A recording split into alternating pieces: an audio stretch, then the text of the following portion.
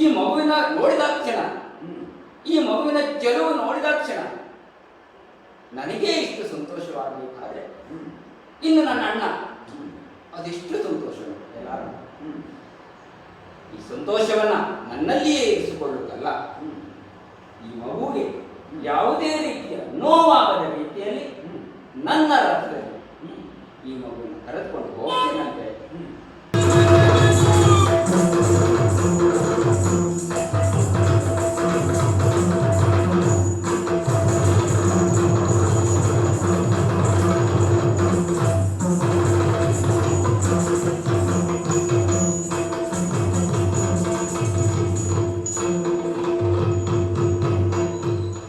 ಮೊನ್ನೆ ತಾನೇ ಕಳೆದಂತಹ ಬಾಲ್ಯದ ನೆನಪಾಗ್ತಾ ಇದೆ.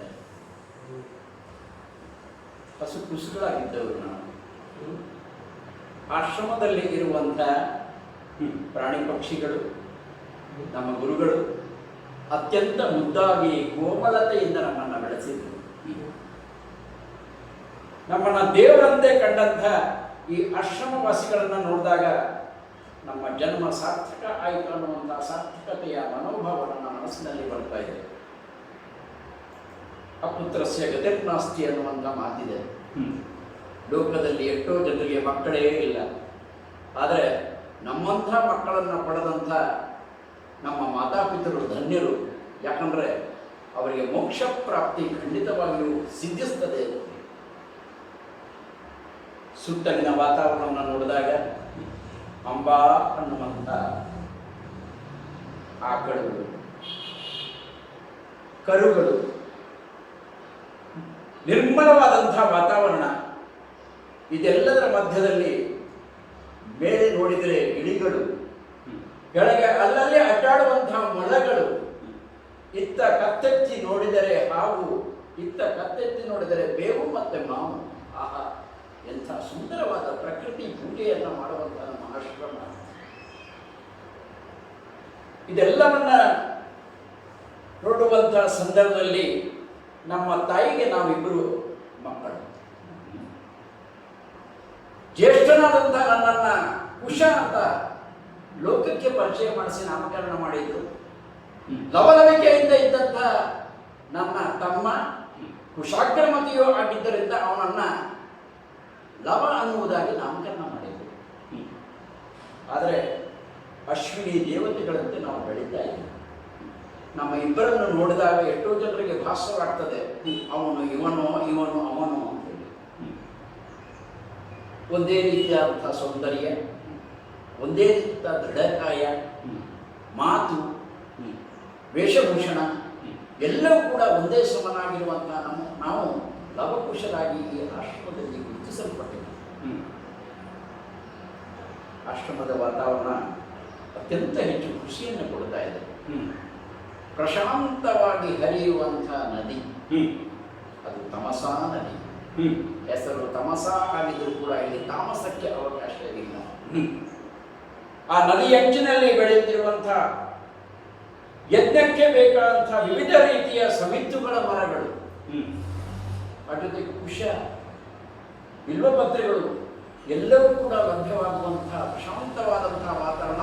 ಸಸ್ಯ ಶ್ಯಾಮಲೆ ಅಂದರೆ ನಮ್ಮ ಆಶ್ರಮವನ್ನು ನೋಡಿ ಹೇಳಬಹುದು ಅಂತ ಅರ್ಥ ಇದೆ. ಇದೆಲ್ಲದರ ಮಧ್ಯದಲ್ಲಿ ನಾವು ಸಣ್ಣದಿನಿಂದ ನಮ್ಮನ್ನು ಬೆಳೆಸಿದಂತಹ ನಮ್ಮ ಮಾತೆ ಸದಾಕಾಲ ಸಂತೋಷದಿಂದ ನಮ್ಮನ್ನು ಬೆಳೆಸಿ ನಮ್ಮನ್ನ ಭವಿಷ್ಯಕ್ಕೆ ಬೇಕಾದಂತಹ ಯೋಜನೆಗಳನ್ನೆಲ್ಲ ನಿರ್ಮಿಸಿ, ಯೋಚನೆಗಳನ್ನೆಲ್ಲ ಬದಿಗಿಟ್ಟು, ಇನ್ನೊಬ್ಬರ ಹತ್ರ ಯಾಚನೆಯನ್ನ ಮಾಡದೆ ಕೇವಲ ವಾಲ್ಮೀಕಿ ಮಹರ್ಷಿಗಳ ಆಶ್ರಯದಂತೆ, ವಾಲ್ಮೀಕಿ ಮಹರ್ಷಿಗಳ ಮಾರ್ಗದರ್ಶನದಂತೆ ನಮ್ಮನ್ನು ಈ ಮಟ್ಟಕ್ಕೆ ಬೆಳೆಸಿರುವುದಂತಹ ತಾಯಿ ಪ್ರಾಯಶಃ ಜಗತ್ತಿನ ಅತ್ಯಂತ ದೊಡ್ಡ ತಾಯಿ ಅಂತ ನನಗೆ ಅತ್ಯಂತ ಖುಷಿ ಆಗ್ತಾ ಇದೆ. ಇಂಥ ತಾಯಿಯ ಗರ್ಭ ವೈಕುಂಠದಲ್ಲಿ ಜನಿಸಿದಂತಹ ನಾವಿಬ್ಬರು ಧನ್ಯರು ಅಂತೇಳಿ ನನಗೆ ಅನಿಸ್ತಾ ಇದೆ. ಹೀಗಿರುವಂತಹ ತಾಯಿಯ ಪ್ರೀತಿ, ಪ್ರೇಮ, ಅನುಕಂಪ, ಅವಳು ನೀಡಿದಂತಹ ಎದೆ ಹಾಲು ನಮ್ಮನ್ನು ಪ್ರತಿ ಸಂದರ್ಭದಲ್ಲಿ ಕೂಡ ಸಂಸ್ಕೃತರನ್ನ ಮತ್ತು ಸುಸಂಸ್ಕೃತರನ್ನಾಗಿ ನಮ್ಮನ್ನು ಬೆಳೆಸ್ತಾ ಇದೆ ಅನ್ನೋ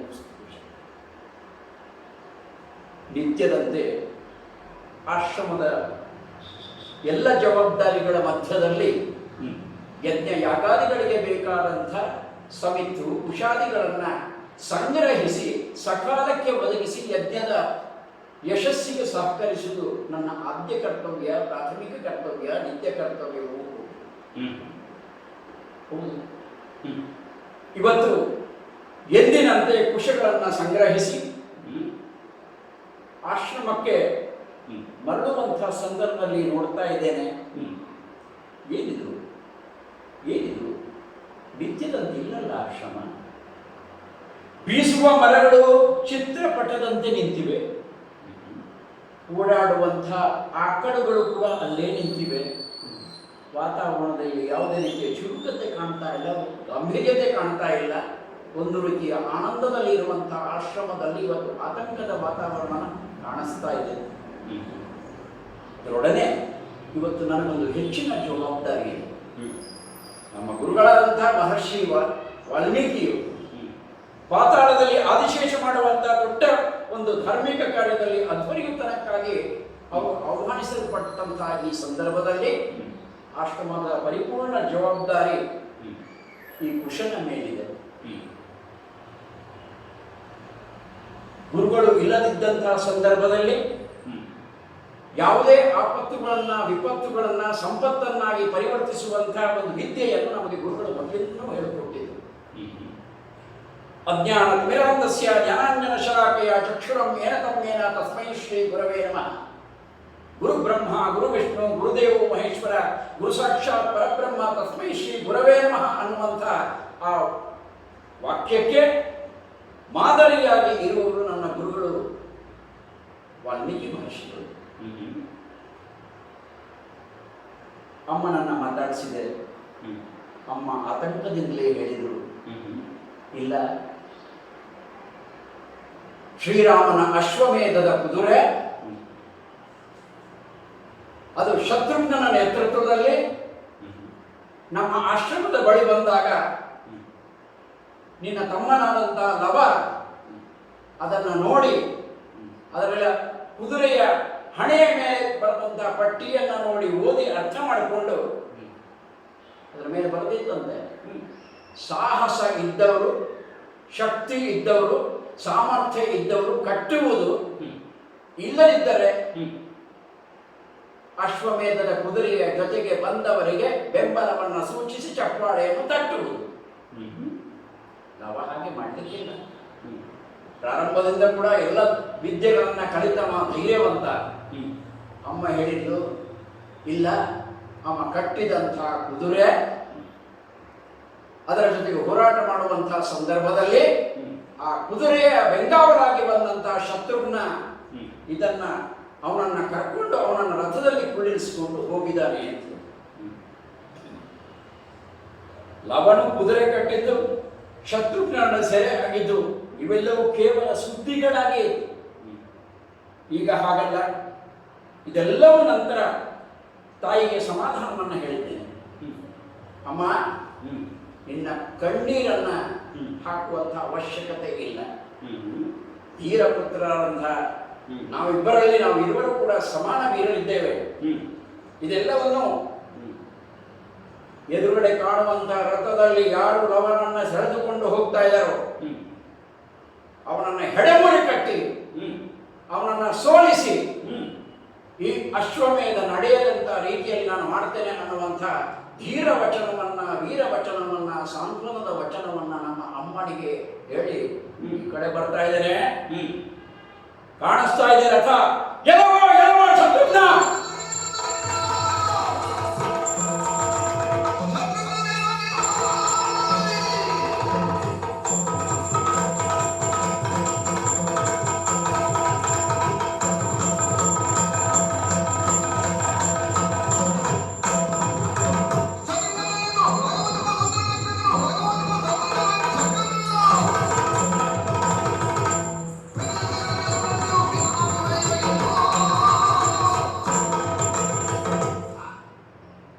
ಶತ್ರುಘ್ನ ಎಂದರೆ ನೀನೇನು?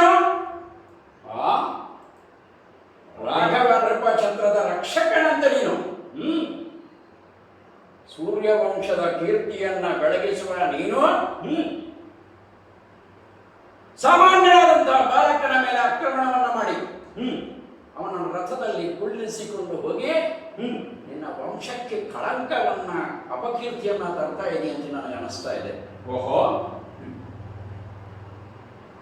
ರಾಮಚಂದ್ರನ ಯಾಗದ ಅಶ್ವದ ನೇತಾರವನ್ನು ವಹಿಸಿಕೊಳ್ಳಬೇಕಾದ್ರೆ ಅದರ ಜೊತೆಗೆ ಬ್ರಾಹ್ಮಣರು, ಹುಡುಗರು, ಹೆಂಗಸರು, ಪ್ರಾಣಿಗಳು ಇವುಗಳಿಗೆಲ್ಲ ಯಾವುದೇ ರೀತಿಯ ತೊಂದರೆ ಮಾಡಬಾರದು ಅನ್ನುವಂತಹ ಸೂಚನೆಯನ್ನ ಪ್ರಾಯಶಃ ನಿಮ್ಮ ಹಿರಿಯರು ನಿಮಗೆ ಕೊಟ್ಟಿರಬಹುದು ಅಂತಲೇ ನಾನು ಭಾವಿಸ್ತೇನೆ.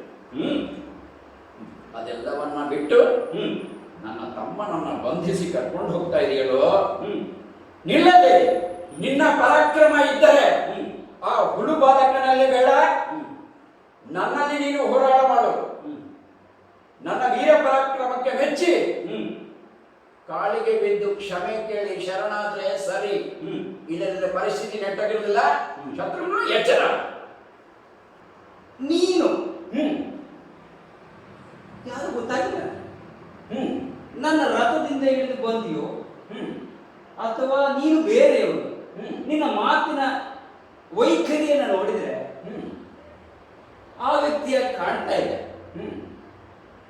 ಪ್ರೌಢಿಮೆಯ ಮಾತನಾಡ್ತಾ ಇದ್ದೀಯ. ನೀನು ಕೇಳ್ತೀಯ ಗೋವುಗಳು ಮತ್ತೆ ಬ್ರಾಹ್ಮಣರು ಸ್ತ್ರೀಯರು ಇವ್ರ ಮೇಲೆಲ್ಲ ನೀವು ದೌರ್ಜನ್ಯ ಮಾಡುವುದು ಸರಿಯೇ? ಅಲ್ಲ ಮಗು, ನೀನು ಇಷ್ಟು ಸಣ್ಣ ಬಾಯಿಯಲ್ಲಿ ಇಂಥ ದೊಡ್ಡ ಮಾತು ಬಂತಲ್ಲ. ನಮ್ಮಣ್ಣ ತಾಟಕಿಯನ್ನ ಕೊಂದಿದ್ದ. ಓಹೋ, ಆ ವಿಚಾರ ನಿನಗೆ ಗೊತ್ತಿದೆ ತಾನೆ? ತಾಟಕಿಯನ್ನ ಯಾಕೆ ಕೊಂದ? ಹಾಗಾದ್ರೆ ಸ್ತ್ರೀ ಹತ್ಯೆ ದೋಷ ಬರೆಯಲ್ವೇ ಅನ್ನುವಂಥ ವಿಚಾರ. ಯಾರಲ್ಲಿ ಹೆಣ್ಣುತನ ಇಲ್ಲವೋ ಆಕೆಗೆ ಶಿಕ್ಷೆ ಕೊಡುವುದು ಶಿಕ್ಷಾರ್ಹರು. ಓಹೋ, ಯಾರು ಬ್ರಾಹ್ಮಣ್ಯವನ್ನ ಪರಿಪಾಲಿಸ್ತಾ ಇದ್ರು ಅವರಿಗೆ ದಂಡಿಸುವಂಥದ್ದು ನಮ್ಮ ಅರ್ಥವೇ. ಈ ಧರ್ಮ ಸೂಕ್ಷ್ಮವನ್ನ, ಈ ವಿಚಾರವು ಅರಿಯದಾಗಿದ್ಯೋ ಅಥವಾ ಅರಿತಿದ್ಯೋ ಅನ್ನುವಂಥ ವಿಚಾರ ಬರ್ತದೆ. ಈ ಹುಡುಗರನ್ನ ಎಳ್ಕೊಂಡು ಹೋಗ್ತೀಯಾ ಅಂತ ಕೇಳ್ತಾ ಇದ್ದೆ. ನಮಗೇನೋ ನಿಮ್ಮಂತ ಬಾಲಕನ ಹಿಡ್ಕೊಂಡು ಹೋಗಿ ಮಾಡುವಂಥದ್ದು ಏನಿದೆ? ಅದಕ್ಕೆ ಯಾಕೆ ಈ ಕೆಲಸ ಮಾಡ್ತಾ ಇದೀಯ ಅಂತ ನಾನು ಕೇಳ್ತಾ ಇದ್ದೀನಿ. ಈ ವಿಚಾರ ಮಾಡ್ಬೇಕಾದ್ದೇನು? ನಿನ್ನ ಯಾರನ್ನು ನಿನಗೇನಾಗಬೇಕು? ತಮ್ಮ. ಅವನ್ ಲವನಂತೆ. ನಿನ್ನ ಹೆಸರು ಕುಶ. ನೀನು ಕುಶ, ಅವನ್ ಲವ. ಅವ ಬುಡ, ನೀನು ತಲೆ. ನನಗೆ ಬುಡ ಸಿಕ್ಕಿದೆ, ತಲೆ ಎಲ್ಲಿದೆ ಅಂತ ಹುಡುಕ್ತಾ ಇದ್ದೆ. ತಲೆ ಇಲ್ಲದವರು ಮಾಡೋ ಕೆಲಸ ಹೀಗೆ. ಎಷ್ಟೋ ಜನ ತಲೆ ಇಲ್ಲದವರಿಗೆ ಬುಡ ಸಿಗುವುದಿಲ್ಲ. ನೀನು ಹಾಗೆ ಯೋಚನೆ ಮಾಡಿದ್ಯಾ? ಈ ಬುಡ ಇದ್ದವನಿಗೆ ತಲೆ ಇಲ್ಲ ಅಂತ ಯೋಚನೆ ಮಾಡಿದೆ ನಾನು. ಈಗ ತಲೆ ಬುಡ ಒಟ್ಟಾಯ್ತಲ್ಲ, ಈಗಾದ್ರೂ ನೀವು ಸರಿ ಆಗ್ತೀರಾ ನೋಡೋಣ ಅಂತ ನಾನು ಭಾವಿಸ್ತಾ ಇದ್ದೆ. ಮಗು, ನಿನ್ನ ಹುಡುಗಾಟವನ್ನು ನೋಡಿದ್ರೆ ನನಗೆ ನಗಬೇಕು ಅಳಬೇಕು ಅಂತ ಅರ್ಥ ಆಗ್ತದೆ. ಓಹೋ, ಒಬ್ಬ ಹುಡುಗಾಟ ಮಾಡಿ ನನ್ನ ಕೈ ಸೆರೆ ಆಗಿದ್ದಾನೆ, ಇನ್ನೊಬ್ಬ ಮಹಾ ಹುಡುಗಾಟ ಮಾಡ್ತಾ ಇದ್ದಾನೆ ಅನಿಸ್ತಾ ಇದೆ. ನೀನೇ ಅರ್ಥ ಮಾಡಿಕೋಬಹುದು ಹುಡುಗಾಟ ಅಂದ್ರೆ ಏನು, ಮುಂದೆ ಏನಾಗುತ್ತದೆ ಅನ್ನುವಂಥ ಪರಿಣಾಮದ ಜ್ಞಾನ ಇಲ್ಲದೆ ಮಾಡುವಂಥದ್ದು ಹುಡುಗಾಟ. ನೀವು ಈ ಕುದುರೆಯನ್ನು ತೆಗೆದುಕೊಂಡು ಹೋಗಿ ಅಶ್ವಮೇಧ ಯಾಗವನ್ನು ಮಾಡ್ತೀರ ನಮ್ಮನ್ನ. ಆಚಾರ ಉಂಟ ನಿಮ್ಮಲ್ಲಿ? ಆ ವಿಷಯ ನಿಮ್ಮಲ್ಲಿ ಇದೆಯಾ? ಮುಂದಿನ ಪರಿಣಾಮ ಏನಂತ ಯೋಚನೆ ಮಾಡಿದ್ದೀರಾ? ಯೋಚನೆ ಮಾಡಂತ ಅಮ್ಮನಾದ. ಅಂದ್ರೆ ಇದು ದೊಡ್ಡವರು ಮಾಡುವಂತ ಹುಡುಗಾಟ ನಿಮ್ದು. ದೊಡ್ಡವರು ಮಾಡುವಂತ ಕೃತ್ಯವನ್ನು ಅರಿಯದೆ ನೀವು ಮಾಡುವಂತ ಹುಡುಕಾಟ ವಿಚಾರ. ಇನ್ನು ಹಾಲುಗಲ್ಲದ ಹಸುಳೆಯ ಬಾಯಿಯಲ್ಲಿ ಇಂತಿಂತ ದೊಡ್ಡ ದೊಡ್ಡ ಮಾತು ಬರ್ತದಲ್ಲ, ಅದನ್ನು ಕೇಳೋದೇ ನಮಗೆ ಸಂತೋಷ. ಸಂಸ್ಕಾರ ಅದು. ಸಂಸ್ಕಾರ ಅನ್ನೋದು ನಿನ್ನ ಮಾತಿನ ಮೂಲಕ ನಾನು ವಿಚಾರ ಮಾಡಬೇಕಾಗ್ತದೆ. ನಿನ್ನ ಸಂಸ್ಕಾರ ಕಾಡಿಗೆ ಮಾತ್ರ ಸೀಮಿತ ಆಗಿರಬಾರದು, ನಾಡಿಗೂ ಬರಬೇಕು. ನಿಮ್ಮಂತ ಭಟರು ನನಗೂ ಬೇಕು. ನೀವು ಈ ಕಾಡಿಗೆ ಹೇಗೆ ಒಂದು ಸೇರಿದ್ದೀರ ಅಂತ ನಾನು ಯೋಚನೆ ಮಾಡೋದಿಲ್ಲ. ಆದರೆ ನೀನ್ಯಾರು? ನೀ ನನ್ನ ಸೆರೆಯಾರು, ನಿನ್ನನ್ನೇನು ನೋಡಿಕೊಳ್ತೇನೆ ಅಂತೆಲ್ಲ. ನಿನ್ನ ಎದುರು ಬಂದು ನಿಂತವನ ವಿಚಾರ ತಿಳಿದಿಲ್ಲ ಅಂತ ಭಾವಿಸ್ತೇನೆ. ನಾನು ಯಾರು ಬಲ್ಲೆಯಾ? ಯಾರು?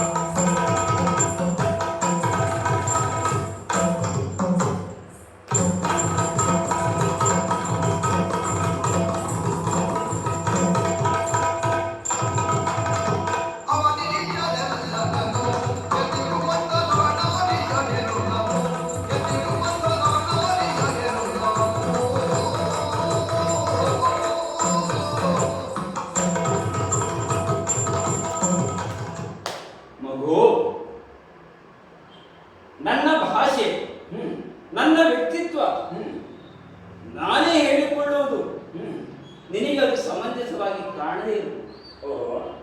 ಆದರೆ ನೀನು ಹುಟ್ಟಿ ಬೆಳೆದಿದ್ದು ಕಾಡಿನಲ್ಲಿ ಅಂತ ಕಾಣ್ತದೆ.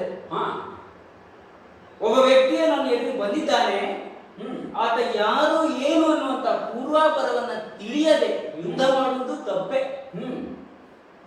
ಬಂದಾಗ ನಾನು ಕೇಳಿದೆ, ನೀನ್ ಯಾರು? ನಿನ್ನ ತಮ್ಮ ಲವ. ತುಂಬಾ ವಿಷಯ ಕೇಳಿದೆ. ಆತ ತನ್ನ ಹೆಸರು ಮಾತ್ರ ಹೇಳಿದ, ಗುರುಗಳನ್ನ ಹೇಳಿದ. ಅಲ್ಲಿಗ ನನಗೆ ಅರ್ಥ ಆಯ್ತು, ಒಬ್ಬ ಬಲಾಢ್ಯ ಗುರುವಿನ ಶಿಷ್ಯರು ನೀವು ಅಂತ. ನಿಮ್ಮ ಹೆಸರುಗಳನ್ನು ನೋಡಿದ್ರೆ ತುಂಬಾ ಅರ್ಥವಂತಿಗೆ ಕಾಣ್ತದೆ. ಈಶ್ವರನ ಗೆದ್ದು ಬಂದಿದ್ದೇನೆ ಅಂತ ಹೇಳುವುದು ನನ್ನ ಸಾಧನೆ ಒಂದು ಗರಿ ಅಂತ ನಿನಗೆ ಹೇಳಬಲ್ಲ. ನೀನೇ ಅರ್ಥ ಮಾಡಿಕೋ, ನೀನಿರುವುದು ಕಾಡಿನಲ್ಲಿ. ಅವರಿಡೀ ರಾಜ್ಯಭಾರವನ್ನು ಮಾಡುವಂತ ನೃಪಾಲರನ್ನೆಲ್ಲರೂ ನಾನು ಸದೇ ಬಳಿ ಆ ಶತ್ರುಗಳಿಗೆ ಶತ್ರು ಹರನಾಗಿ, ಶತ್ರುಘ್ನಾಗಿ ನನ್ನ ಹೆಸರಿನಲ್ಲೇ ಶತ್ರುಗಳನ್ನು ಹನನ ಮಾಡಿದಂತ ನನ್ನ ಪರಾಕ್ರಮವನ್ನ ನಿನಗೆ ತೋರ್ಪಡಿಸ್ತಾರೆ ಹೇಳುವಂತ ವಿಚಾರ ನನಗೆ. ಹಿಂದೊಮ್ಮೆ ನಾನು ಇದೇ ದಾರಿಯಲ್ಲಿ ಬಂದಿದ್ದೆ. ದೇವತೆಗಳು, ಮಾನವರು, ಕಿಂಪುರುಷರು, ನಾಗಗಳು ಎಲ್ಲರಿಗೂ ಉಪಟಳ ಕೊಡ್ತಿರುವಂತಹ ತನ್ನ ಸಕಲ ದಿವ್ಯಾಸ್ತ್ರಗಳಿಂದ ಪ್ರಭಾವಿತನಾದಂತಹ ಲವಣಾಸುರನು ವಧೆಗೆ ನಾನೇ ಕಾರಣಕರ್ತರಾಗಿದ್ದೇನೆ ಮಗು. ಲವಣಾಸುರನ ವಧೆಯ ನಂತರ ಲವಣಾರಿ ಎನ್ನುವಂತ ಬಿರುದೇ ನನಗೆ ಬಂದಿದೆ. ಅದನ್ನ ನಾನು ಜ್ಞಾಪಿಸಿಕೊಳ್ಳುತ್ತಿದ್ದೆ ಮಗು. ಈ ಕಾಡಿನ ಪ್ರದೇಶ ನಮ್ಮ ರಾಜ್ಯಕ್ಕೆ ಒಳಪಟ್ಟಂತದ್ದು. ಈ ಜ್ಞಾನ ನಿನಗೆ ಇದೆಯೋ ಇಲ್ಲೋ ನನಗೆ ಗೊತ್ತಿಲ್ಲ.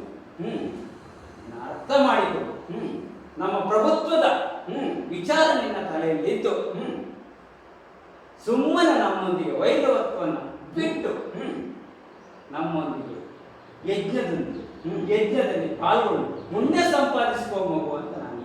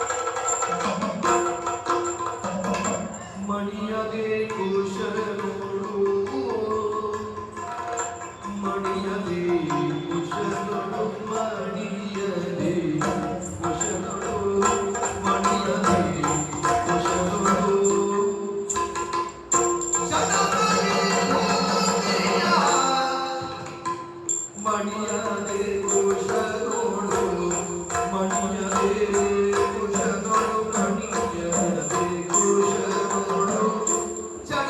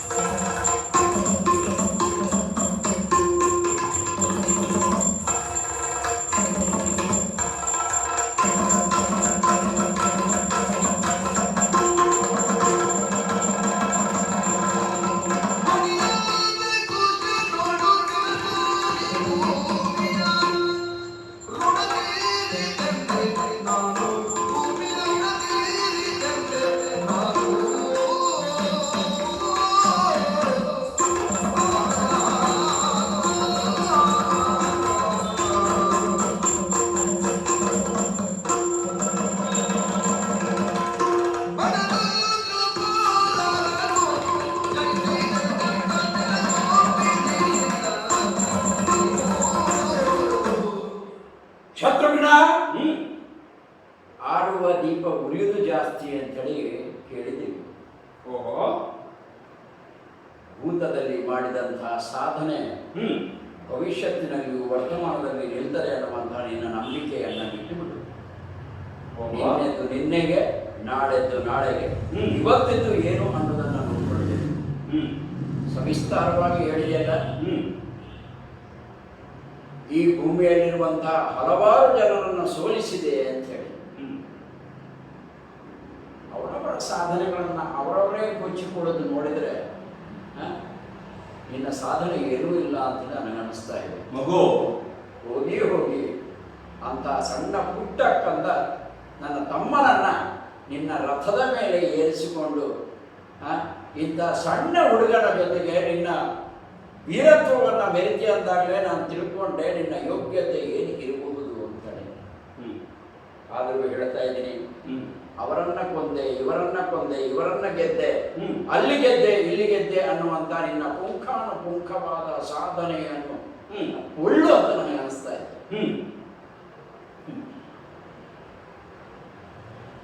ಅಹಂಕಾರ ಬಂದ್ರೆ ಅವರವರೇ ನೀರು ಕುಡಿಬೇಕಾಗ್ತದೆ. ಅಧಿಕಾರದ ಮತ ಏರಿದ್ರೆ ಬೇರೆಯವರು ನೀರು ಕುಡಿಸ್ತಾರೆ. ಈ ಸಂದರ್ಭದಲ್ಲಿ ಹೇಳ್ತಾ ಇದ್ದೀನಿ, ಅಹಂಕಾರದಿಂದ ತಪ್ಪು ನಿಲುವಿಗೆ ಬರಬೇಡ. ಭೂತಕಾಲದ ನಿನ್ನ ಸಾಧನೆಯನ್ನ ಮರೆತು ಬಿಡು. ಈಗ ಬಂದಿರುವವನು ಸಾಮಾನ್ಯ ಅಲ್ಲ, ಕುಶಕುಮಾರ. ಮಹರ್ಷಿ ವಾಲ್ಮೀಕಿಗಳಿಂದ ಸಕಲ ವಿದ್ಯೆಗಳನ್ನ ಸಾರಿಸಿ ವಿಜಯದ ಪತಾಕೆಯನ್ನ ಸದಾಕಾಲ ಸ್ಥಾಪನೆ ಮಾಡುವಂತಹ ಶಿಕ್ಷಣವನ್ನ ನೀಡಿದಂತ ನಮ್ಮ ಗುರುಗಳು ವಾಲ್ಮೀಕಿಯವರು. ಇವತ್ತು ನೀನು ಹೇಳಿದೆಲ್ಲವನ್ನು ಕೇಳಿದೆ. ಇನ್ನಂಥವರು ಈ ಭೂಮಿಯ ಮೇಲೆ ಇರಬಾರದು. ಮೆಚ್ಚುವವರು ಬೇಕು, ಅಚ್ಚುವವರು ಬೇಕು, ಅಚ್ಯುತನನ್ನ ಮೆಚ್ಚಿಸುವವರು ಬೇಕು. ಕೊಚ್ಚುವವರನ್ನ ಕಂಡ್ರೆ ಅಂಥವ್ರನ್ನ ಬಿಡಬೇಡ ಅಂತ ನಮ್ಮ ಗುರುಗಳು ಹೇಳಿದ್ದಾರೆ. ಹಾಗಾಗಿ ಈ ಮೂಲಕ ಇವತ್ತೇಳ ಪ್ರತಿ ಸಂದರ್ಭದಲ್ಲಿ ಕೂಡ ಶುಕ್ಲ ಪಕ್ಷದ ಚಂದ್ರನಂತೆ ನಾವು ಸಾಧನೆಯನ್ನ ಮಾಡ್ತಾ ಬಂದು ಇವತ್ತು ನೀನು ಸಿಕ್ಕಾಗ ಕಾಣುತ್ತೆ, ಇವತ್ತು ಪೂರ್ಣಿಮೆ ಅಂತ ಹೇಳಿ. ಹಾಗಾಗಿ ನಿನ್ನನ್ನು ಸೋಲಿಸಿ ನನ್ನ ಜೀವನದ ಪೂರ್ಣಿಮೆಯನ್ನ ಪೂರ್ಣಗೊಳಿಸಿ ಇದನ್ನ ಗುರುಗಳಿಗೆ ಗುರು ಪೂರ್ಣಿಮೆಯ ಕಾಣಿಕೆಯಾಗಿ ಕೊಡಬೇಕು ಅಂತ ಕೂಡ ಭಾವಿಸ್ತಾ ಇದ್ದೀನಿ. ಹಾಗಾಗಿ ನಿನ್ನ ಈ ಮಾತನ್ನ ಬಿಡು. ಈ ಆಶ್ರಮದ ವಾತಾವರಣ, ನಮ್ಮ ಸಾಧನೆ, ನಮ್ಮ ಗುರುಗಳ ಎಲ್ಲವನ್ನ ಮೆಚ್ಚಿ ನನಗೆ ಶರಣಾಗು ಶರಣಾಗು ಶರಣಾಗು ಮಗು. ಅನ್ಯಥಾ ಶರಣನ್ನಾರ್ಥಿ ತ್ವಮೇವ ಶರಣಂ ಮಮ ತಸ್ಮಾತ್ ಕಾರುಣ್ಯ ಭಾವೇನ ರಕ್ಷ ರಕ್ಷೋ ಕುಶ ಅಂತೇಳಿ ಕಾಲಿಗೆ ಬಿದ್ದು ತಪ್ಪಾಯ್ತು ಅಂತೇಳಿ ಕ್ಷಮೆ ಕೇಳಿದ್ರೆ ಸರಿ. ಇಲ್ಲದಿದ್ರೆ ಪ್ರತಿಯೊಬ್ಬರಿಗೂ ಕೂಡ ಮಾತೃಋಣ, ಪಿತೃಋಣ, ಋಷಿಋಣ, ದೇವಋಣ ಅಂತೆಲ್ಲ ಇರ್ತದಂತೆ. ಅದರ ಜೊತೆಗೆ ಜಲಋಣ ಮತ್ತೆ ನೆಲಋಣ ಅಂತ ಕೂಡ ಇರ್ತದೆ. ಪ್ರಾಯಶಃ ನಿನ್ನ ಈ ನೆಲದ ಋಣ ಮುಗಿತಾ ಇದೆ ಅಂತ ಅನಿಸ್ತಾ ಇದೆ. ಆಯುಷ್ಯವನ್ನ ಕೊನೆಗಾಣಿಸ್ಬೇಡ. ಆಯುಷ್ಯವನ್ನ ಕೊನೆಗೊಳ್ಳುವಂತಹ ಸಂದರ್ಭದಲ್ಲಿ ಮಂಗಲದ ಕಾರ್ಯವನ್ನ ಮಾಡು. ಅದರ ಮುಖಾಂತರ ಈಗಲೂ ಹೇಳ್ತಾ ಇದ್ದೇನೆ, ದಯವಿಟ್ಟು ಶರಣಾಗು. ನಿನ್ನ ಸೋಲನ್ನ ಒಪ್ಪಿಕೋ. ಇಲ್ಲ ಅಂತಾದ್ರೆ ನಿನ್ನ ಈ ಭೂಮಿಯ ಋಣವನ್ನ ತೀರಿಸ್ತೇನೆ. ಶತ್ರುಘ್ನ ಎಚ್ಚರ. ಮಗು, ನಿನ್ನ ಹುಡುಗಾಟಿಕೆಯ ಮಾತನ್ನು ನೋಡಿದರೆ ನನಗೆ ನಗುತ್ತಾ ಇದ್ದೇನೆ. ಕಾರಣ ಮಂಗಳದ ಕಾರ್ಯಕ್ಕೆ ಇಂಗಳದ ಮಳೆಯನ್ನು ಸುರಿಸುತ್ತಿರುವವರು ನೀವಿರುವರು. ನಾವು ಮಾಡ್ತಿರೋದೇನು? ಅಶ್ವಮೇಧ ಯಾಗ, ಚಕ್ರವರ್ತಿಗಳು ಮಾಡುವಂತಹ. ನಿಮಗೆ ಹೇಳಿಕೊಳ್ಳುವಂತೆ ಏನು ವಿಳಾಸ ಇಡಲು. ನಿನ್ನೆ ಹುಟ್ಟಿದೆ, ನಿನ್ನೆ ಸಂಕ್ರಾಂತಿಗೆ ಹುಟ್ಟಿದ ಆಣದೆ ಸಣ್ಣ ಮಗುನಿ ನೀನು ಕೊಚ್ಚಿಕೊಳ್ಳಿದ್ದೆ. ಭೂತಕಾಲದ ಬಗ್ಗೆ ಹೇಳಿದ್ಯಾ ಅಂತ ಹೇಳ್ತಾ ಇದ್ದೆ. ಮಗು, ಇತಿಹಾಸ ಜ್ಞಾನ ಇಲ್ಲದೆ, ನೀನು ಎಲ್ಲಿಂದ ಬಂದಿದ್ದೆ ಅನ್ನುವಂಥ ಜ್ಞಾನ ಇಲ್ಲದೆ ನೀನು ಇತಿಹಾಸವನ್ನು ಸೃಷ್ಟಿಸಲು ಸಾಧ್ಯ. ಆದ್ದರಿಂದ ಹೇಳ್ತೇನೆ ಕೇಳೋ ಮಗು, ನಾವೇನು ಮಾಡ್ತಾ ಇದ್ದೇವೆ, ಅದರ ಪರಿಣಾಮ ಏನು, ಅದು ಹೇಗೆ ನಡೀಬೇಕು ಅನ್ನುವಂಥ ಸಂಪೂರ್ಣ ವಿಚಾರವನ್ನು ಮಾಡಿರುವಂತ ನಾವುಗಳು ಈ ತುರಗವನ್ನು ಕಟ್ಟಿ ನನ್ನ ಸಾಧನೆಯನ್ನ ಕೇವಲ ಎಂಬಂತೆ ನೀನು ಮಾತನಾಡುವಂತ ಆ ನಿನ್ನ ಮಾತಿನ ವೈಖರಿಯನ್ನು ನೋಡಿದ್ರೆ ನನಗನ್ನಿಸ್ತದೆ ನಿನಗೆ ಗುರುಗಳು ಕೇವಲ ಧನುರ್ವೇದವನ್ನು ಮಾತ್ರ ಅಲ್ಲ ಮಾತುಗಾರಿಕೆಯನ್ನು ಹೇಳಿಕೊಟ್ಟಿದ್ದಾರೆ ಅಂತ ಭಾವಿಸ್ತಾ ಇದ್ದೇನೆ. ಅದು ಪೂರ್ವ ತಯಾರಿ. ಮಗು ಮಾತು ಗೊತ್ತಿದ್ರೆ ಸಾಲ, ಆ ಮಾತು ಯಾರಲ್ಲಿ ಹೇಗೆ ಪ್ರಯೋಗ ಮಾಡಬೇಕು ಅನ್ನುವಂಥ ಜ್ಞಾನವು ನಿನಗೆ ಕಡಿಮೆ ಆಗಿದೆಯೋ ಅಥವಾ ನನಗೆ ಗೊತ್ತಿರೋದಷ್ಟು ಈತನಿಗೆ ಹೇಳಿ ಮುಗಿಸೋಣ ಎನ್ನುವಂತ ವಿಚಾರದಲ್ಲಿ ನೀನು ಇದೆಯಾ ಅಂತ ನನಗೆ ಕಾಣ್ತಾ ಇದೆ. ಮಗು ನೀನು ಎಷ್ಟು ತಿಳಿದಿದ್ಯಾ, ನಿನ್ನ ಹೊಟ್ಟೆಯ ತ್ರಾಣ ಎಷ್ಟು, ನಿನ್ನ ವಿಚಾರವಂತಿಕೆ ಎಷ್ಟು ಅನ್ನೋದ್ರಲ್ಲಿ ನಿನ್ನ ಮಾತಿನ ಹೋಗವನ್ನು ನೋಡಿದಾಗ ನನಗೆ ಅರ್ಥ ಆಗ್ತದೆ. ಮಗು ನನಗೆ ನನ್ನನ್ನ ಹೇಳಿಕೊಂಡು ನಿನ್ನದ್ರಿಗೆ ನಾನು ದೊಡ್ಡ ಜನ ಆಗುವಂಥದ್ದು ಏನೂ ಇಲ್ಲ. ನಾನು ಏನು ಎನ್ನುವುದನ್ನ ಅಯೋಧ್ಯ ಜನರೇ ನೋಡಿದ್ದಾರೆ.